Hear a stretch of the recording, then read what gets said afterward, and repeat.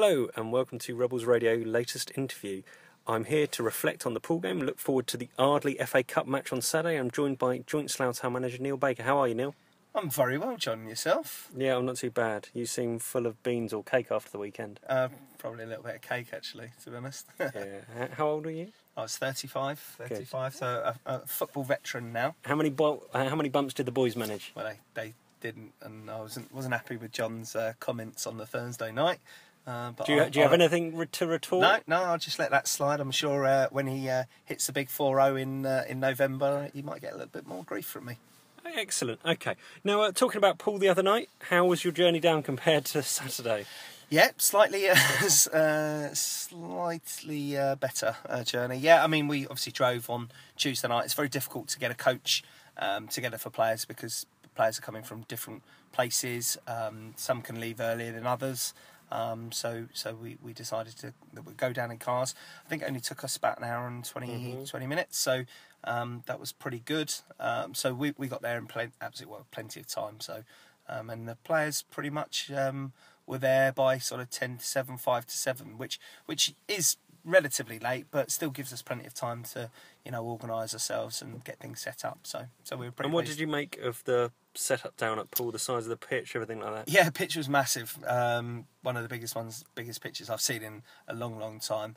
The infrastructure itself is very different to what we come up with most sides. I think in the Southern Prem. It very much reminded me of a Wessex club, but you can see they're trying to do so much to it, and obviously there's only a certain amount they can do there with the space that they've got. I believe I understand they're trying to either get development or build a new ground or something like that. But it's a very progressive club, Poole. But obviously they might be held back a little bit with their ground. Yeah. Moving on to the team.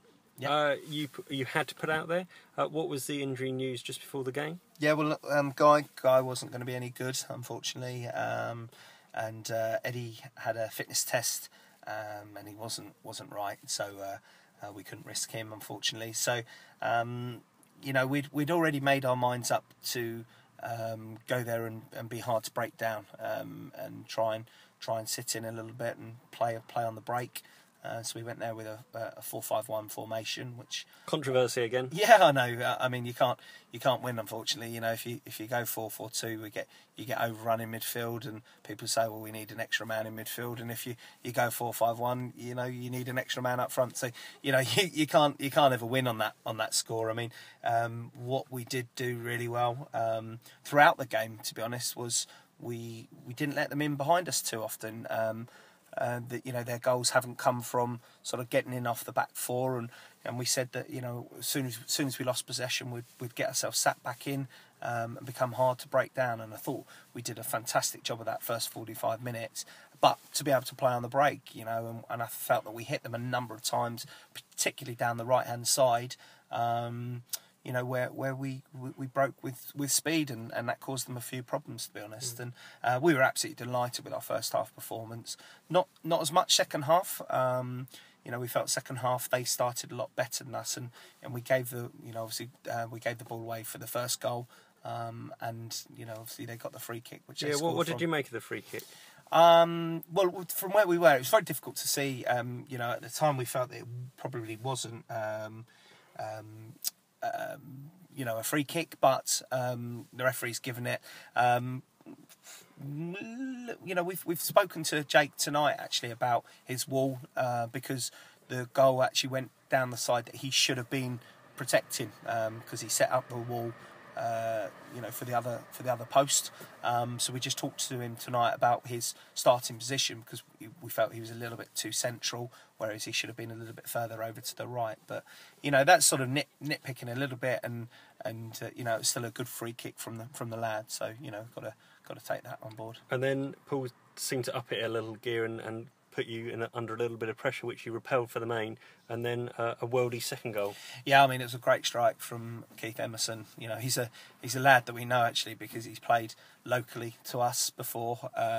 He's in the army. He's a big, strong, fit lad, and he come in on his left back, and he's coming on his right foot, and he's just hit an absolute unstoppable shot right into the top corner. And I think at that point you're thinking, after 65 minutes, this could be a tough evening. As well as we've done the first 45 minutes. When you go 2-0 down against a side who have only conceded 2 goals all season, it's going to be difficult.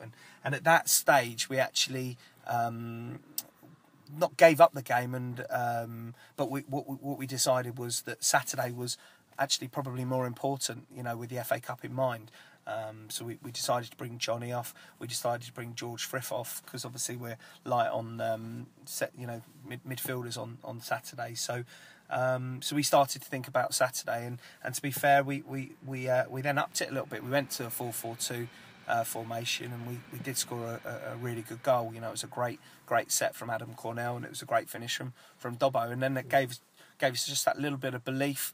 But at that point, Poole started to get it in the corners, and they were professional in seeing the game out. Was 2-1 a fair result?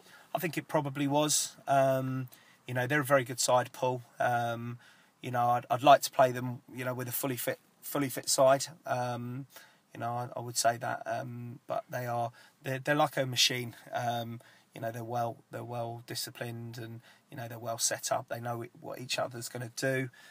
And I think they'll be a tough side to beat this season. I think they'll be the team to beat, and they probably deserve to win the game on clear chances. But I thought we gave them a really good game. And who for you within the Slough 11 had a good game? I thought there was good performances all round, to be honest. Obviously Jake Parsons come in, and I thought he'd done well for especially the first 45 minutes. He blew up a little bit second half. I thought the Reece and Tom Moran done really well at centre half. Against good players. They're both 21, and I thought that they handled themselves, excellently. The goals you couldn't put down to them, being out of position or making a mistake. They've come from sort of two situations that they've got no impact on. So I thought they done really well. I thought Ryan Parsons had his best game for a long time. I mean, there were a number of players that I thought done well, to be honest. And what about the travelling support? They may have been a smaller in number than some of the other games, but they certainly made up for it with noise. No, I thought they were brilliant, and I didn't actually expect to see as many there, if I'm honest. It's one thing I love about the Slough support is, you turn up to an away game and you see all the shirts, all the replica shirts, purple shirts, yellow shirts, and they love it, and it's great to see, we're having a chat with quite a few of them before and after the game, and it is really appreciated. You can forget how much effort goes into actually supporting us at times, having to travel all these places, and you only have to read the other forums, Poole Forum, the Weymouth Forum. They're really complimentary about our fans because of the way we travel, and that's an absolute credit to them. Yeah, and there's some noticeable singing in memory of Dave as well. Yep, no, it was great to hear. Dave Pearcey's, Rebel Army and stuff like that. It was great to hear, and as I say, hopefully that'll be the same on Saturday when we pay our respects to Dave. Yeah, and a big game Saturday leading on to that. FA Cup, didn't get a good run in it last season. Got knocked out Cirencester in your first game in the replay. What are you hoping for against Ardley? Hoping for a professional performance. I went and watched Ardley against Hartley Whitney in their first game, and they should have won the game on that night, if I'm honest.